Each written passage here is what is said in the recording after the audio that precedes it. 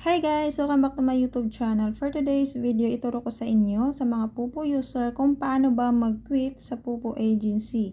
Okay, pumunta ka lang dito sa profile mo and scroll down mo lang and hanapin mo yung My Agency. Ayan. Tap mo, tapos lalabas yung agent mo, yung pangalan niya at saka, pangalan ng agency niya at saka ID niya. So, scroll down mo lang ulit and hanapin mo yung I want to quit the agency. Ito sa baba. Tap mo lang yan and then lalabas po itong mga description and scroll down mo lang ulit and tap mo yung apply for quitting the agency. Ito.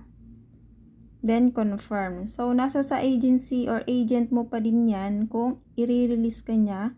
So, sad to say lang, may mga agency po na no release policy. So, nasa pag-uusap po naman yan. So, mag-PPM ka lang sa kanya na gusto mong mag-quit and sabihin mo lang yung reason mo kung bakit ka nag-quit. So, ganun lang mag-apply for quitting. Thank you for watching and don't forget to like, share, and subscribe.